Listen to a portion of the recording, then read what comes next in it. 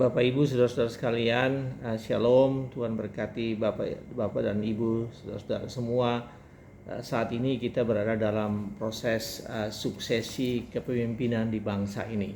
Sebentar lagi kita akan memilih siapa pemimpin kita, dan sebagai orang Kristen kita harus berdoa agar pilihan kita ini adalah memang benar-benar sesuai dengan pilihan Allah, kehendak Allah. Jadi itulah merupakan pergumulan kita, dan pada hari ini kita akan belajar mengenai suksesi kepemimpinan yang memang dirancang oleh Tuhan. Dan mudah-mudahan dari firman Tuhan pada hari ini kita bisa pahami apa yang sesungguhnya merupakan rancangan Tuhan, rencana Tuhan bagi kita, bagi bangsa dan negara ini, dan bagaimana kita bergantung penuh pada Tuhan dalam proses sebagai orang-orang Kristen, sebagai orang-orang percaya dalam proses suksesi yang sedang berlangsung ini. Saudara sekalian, kita akan membaca atau kita akan belajar dari bagaimana suksesi yang terjadi antara Musa kepada Yosua, ya. Jadi kita akan belajar dari kepemimpinan Israel bagaimana suksesi yang terjadi dari Musa kepada Yosua. Kita tahu bahwa Musa adalah pemimpin pertama bangsa Israel, ya. Musa lah yang membawa Israel keluar dari tanah Mesir untuk masuk ke tanah perjanjian atau tanah Kanaan. Dan kemudian Yosua adalah pemimpin berikutnya, pemimpin yang menggantikan Musa. Jadi dari Musa kemudian suksesi itu terjadi dari Musa turun kepada Yosua. Jadi kita akan belajar dari sana, Bapak Ibu Saudara sekalian, dan kita akan baca dari Yosua pasal 1 ayat 1 sampai dengan ayat 8. Jadi kita akan melihat dari perikop itu bagaimana suksesi itu terjadi. Saya akan membaca dari ayat 1, Yosua pasal 1 ayat 1 yang berbunyi, ayat 1 dan ayat 2 yang berbunyi demikian. Jadi judul perikopnya, perintah Tuhan kepada Yosua untuk merebut tanah Kanaan.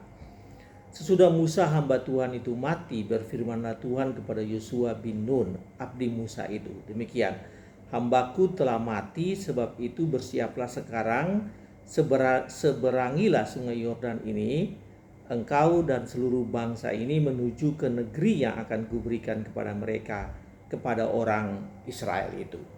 Jadi Bapak Ibu, itu adalah perintah Tuhan kepada Yosua ketika Musa telah mati, dan Yosua harus mengambil alih kepemimpinan. Nah, dari ayat 1 dan ayat 2, Yosua pasal 1 ayat 1 dan ayat 2 ini kita bisa pelajari bahwa sebetulnya suksesi dari Musa ke Yosua itu memang atas kehendak Allah. Jadi Allah sendiri yang merancang suksesi yang terjadi, suksesi kepemimpinan yang terjadi itu. Pergantian Musa oleh Yosua ini memang betul-betul ditentukan oleh Allah. Musa telah 40 tahun memimpin, dan saatnya karena usianya yang sudah 120 tahun dan dia telah meninggal, dan kemudian kepemimpinan itu harus berlanjut. Dan Tuhan menyebut di dalam ayat ini 2 kali, Bapak Ibu, Tuhan menyebut bahwa Musa itu adalah hambanya. Hamba Tuhan mati, ya, hambanya sendiri, hambaku telah mati, dan karena itu kepemimpinan ini harus dilanjutkan. Nah, saudara sekalian, seperti Allah menyebutkan Musa adalah hambanya, maka Yosua pun adalah hamba Tuhan. Jadi ini suksesi yang terjadi yang ditentukan oleh Tuhan, yang skenarionya ditentukan oleh Tuhan, diatur oleh Tuhan, dirancang oleh Tuhan, orangnya ditentukan oleh Tuhan, dan Tuhan memilih orang-orang yang merupakan hambanya. Jadi Musa adalah hamba Tuhan, dan Yosua sendiri juga adalah hamba Tuhan. Bapak Ibu, saya ingin membaca dari ayat 5, ya. Dari Yosua 1 ayat 5 dikatakan demikian: seorang pun tidak akan dapat bertahan menghadapi engkau seumur hidupmu. Engkau di sini adalah Yosua. Seperti aku menyertai Musa, demikianlah aku akan menyertai engkau. Aku tidak akan membiarkan engkau dan tidak akan meninggalkan engkau.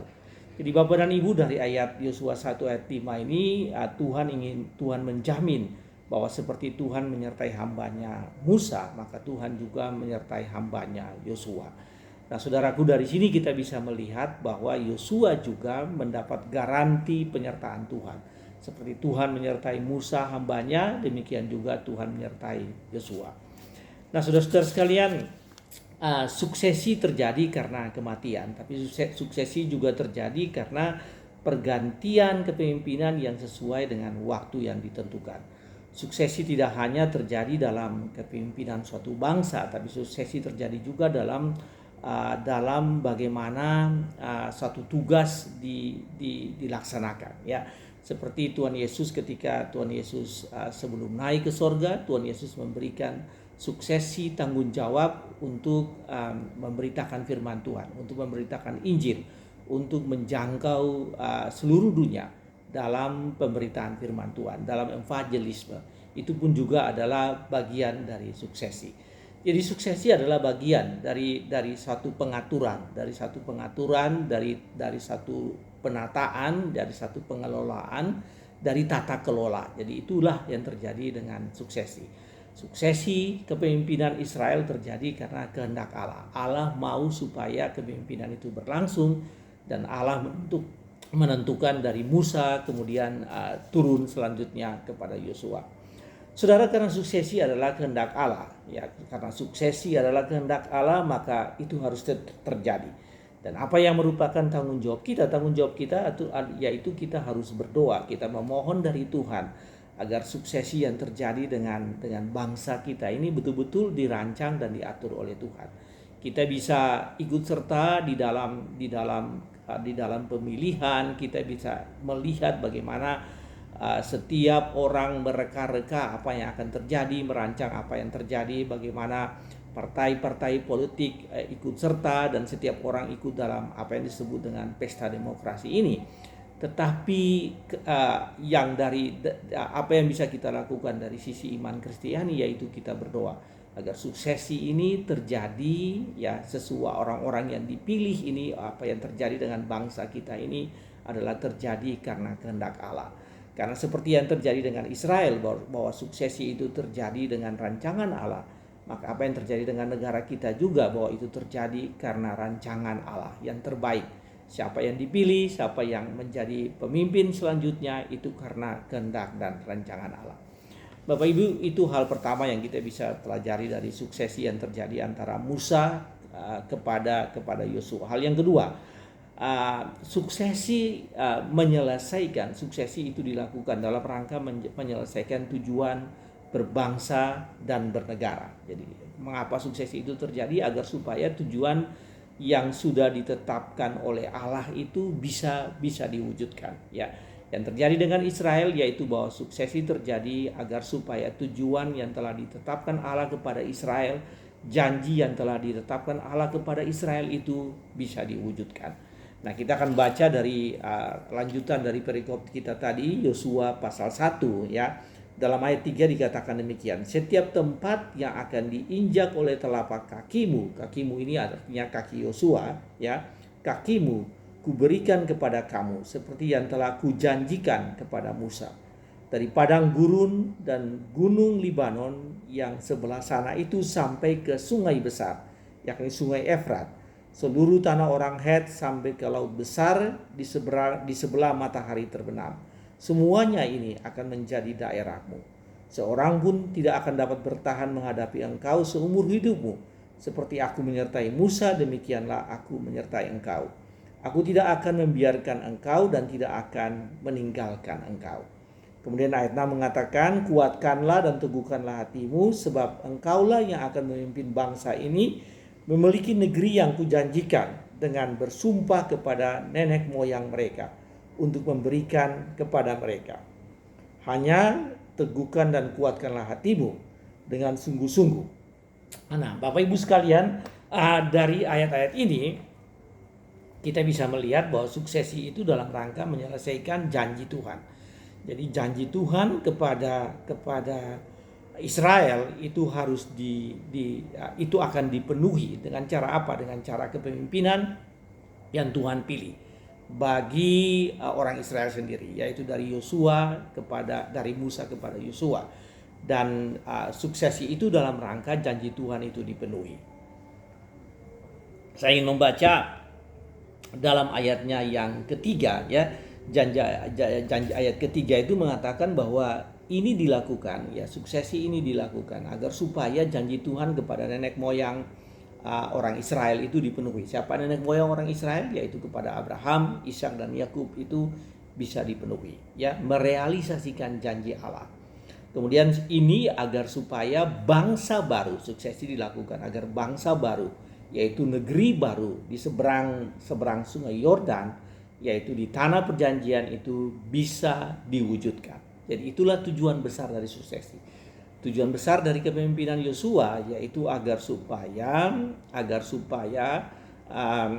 janji Tuhan kepada Abraham, Ishak dan Yakub, janji Tuhan kepada orang Israel bahwa mereka akan membangun suatu bangsa dan negara, dan di tempat tertentu itu bisa, yaitu di seberang sungai Yordan itu bisa betul-betul dipenuhi.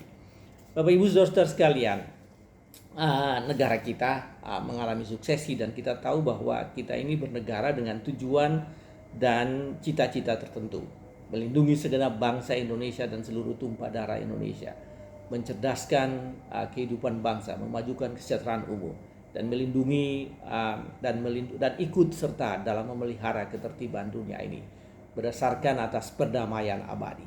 Nah, itu adalah tujuan-tujuan besar yang harus diwujudkan dengan proses berbangsa dan bernegara kita, seperti terdapat di dalam pembukaan Undang-Undang Dasar 1945. Jadi apa yang ingin saya sampaikan bahwa seperti Israel mempunyai tujuan tertentu, ya, tujuan berbangsa, tujuan untuk mendirikan bangsa, yaitu mewujudkan janji Tuhan kepada Abraham, Ishak dan Yakub. Demikian pula tujuan dari berbangsa dan bernegara di negara kita ini, bangsa Indonesia ini, adalah tujuan tertentu, terdapat tujuan tertentu. Jadi tujuan itu, jadi suksesi dilakukan dalam rangka mewujudkan tujuan yang telah ditetapkan oleh Allah, ya. Dalam kasus Israel, suksesi diwujudkan dalam rangka mewujudkan tujuan yang telah ditetapkan oleh Allah. Pasnya mewujudkan janji yang ditetapkan oleh Allah.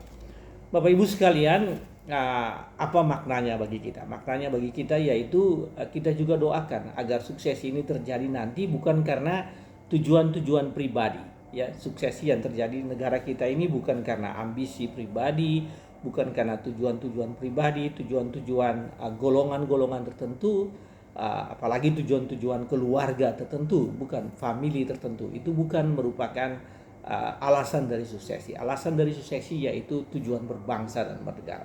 Karena itu kita berdoa kepada Tuhan Allah agar suksesi kepemimpinan yang terjadi di negara kita ini, yaitu adalah untuk mencapai tujuan-tujuan besar. Dan tujuan-tujuan besar itu adalah tujuan berbangsa dan bernegara, ya. Bukan tujuan pribadi, bukan tujuan kelompok, bukan ambisi pribadi, ambisi kelompok, tapi sungguh-sungguh adalah tujuan dan cita-cita bangsa dan negara seperti yang sudah ditetapkan sebelumnya, yaitu di dalam undang-undang kita, Undang-Undang Dasar Negara kita, pembukaan Undang-Undang Dasar Negara Republik Indonesia alinea keempat, yaitu berbangsa dan bernegara, dan itulah yang diharapkan terjadi dengan suksesi. Nah, caranya bagaimana? Ya, kita mendoakan, kita berdoa kepada Tuhan, kita minta supaya bukan tujuan pribadi, kelompok atau orang-orang tertentu yang ingin dicapai, tapi suksesi kepemimpinan ini dalam rangka mencapai tujuan berbangsa dan bernegara. Nah, Bapak Ibu, hal yang ketiga yang kita bisa pelajari dari perikop Yosua pasal 1 ini terambil dari ayat ke-7 dan ayat yang ke-8, ya. Ayat yang ke-7 dan ke-8 mengatakan begini: hanya kuatkan dan teguhkanlah hatimu. Jadi Tuhan berkata kepada Yosua itu harus kuat dan teguh di dalam kepemimpinannya dengan sungguh-sungguh. Bertindaklah hati-hati sesuai dengan seluruh hukum yang telah diperintahkan kepadamu oleh hambaku Musa. Janganlah menyimpang ke kanan atau ke kiri, supaya engkau beruntung kemanapun engkau pergi. Janganlah engkau lupa memperkatakan kitab Taurat itu, tetapi renungkanlah itu siang dan malam, supaya engkau bertindak hati-hati sesuai dengan segala yang tertulis di dalamnya. Sebab dengan demikian perjalananmu akan berhasil dan engkau akan beruntung. Nah, Bapak Ibu, bagian ketiga ini dari perikop Yosua pasal 1 tentang suksesi dari Musa ke Yosua ini ingin menekankan bahwa suksesi itu membutuhkan kepemimpinan yang berdasarkan hukum.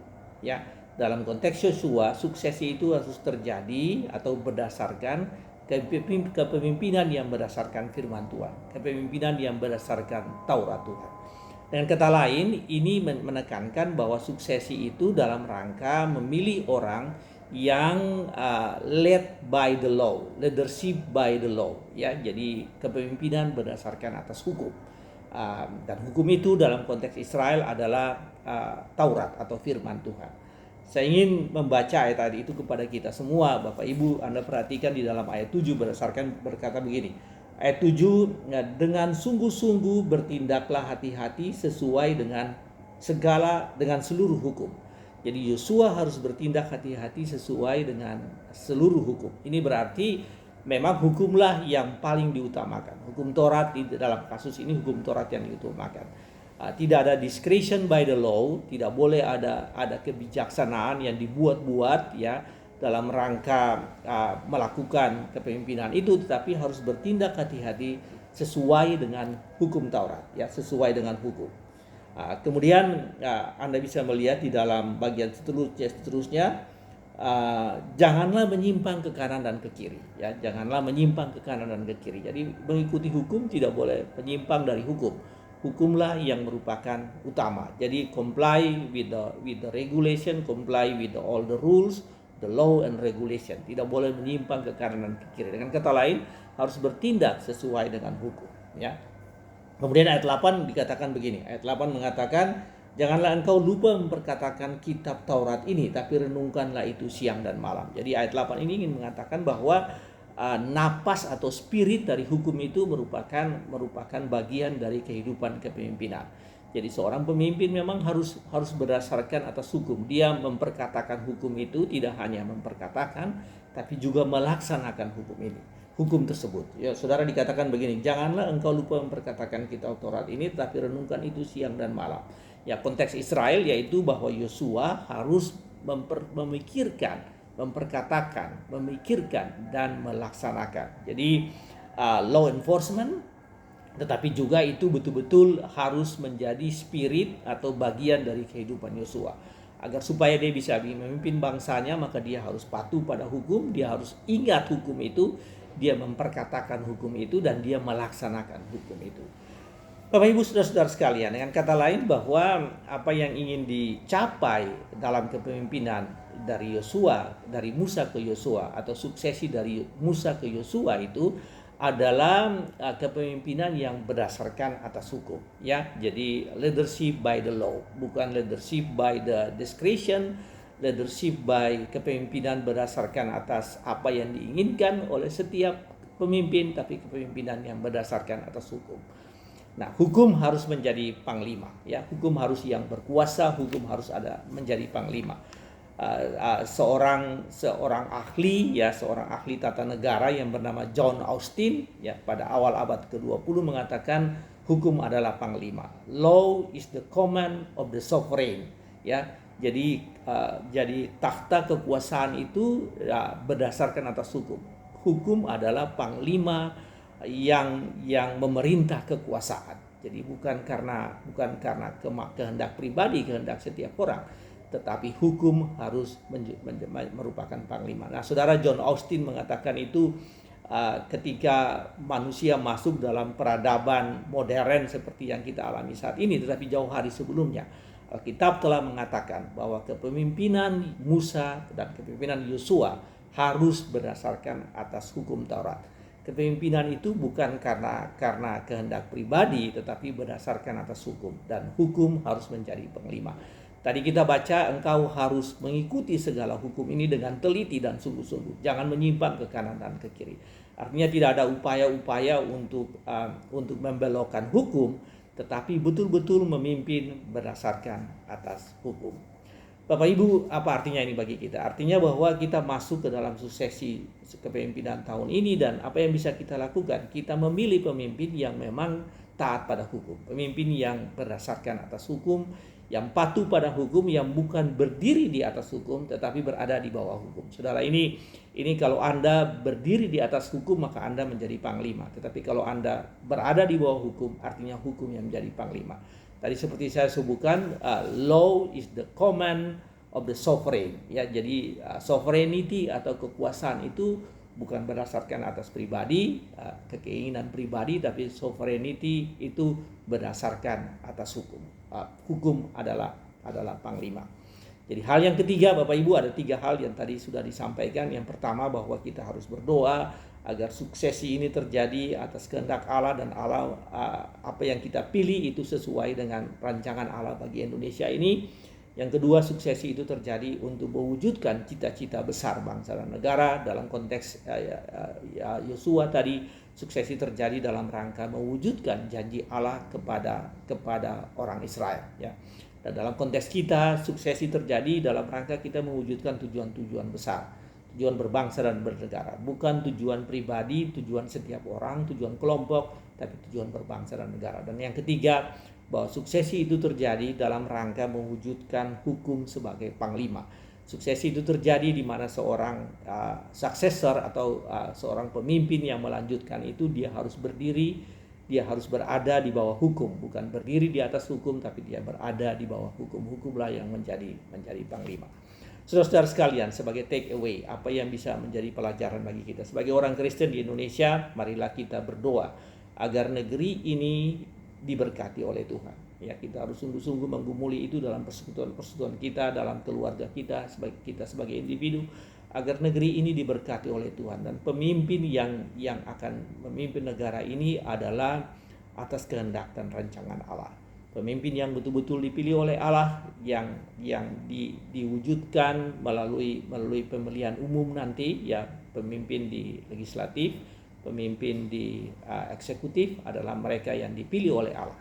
Dan kita doakan agar nanti mereka yang dipilih ini adalah mereka yang hidup, yang memerintah berdasarkan atas hukum, bukan berdasarkan atas keinginan dan ambisi pribadi, tapi berdasarkan atas hukum.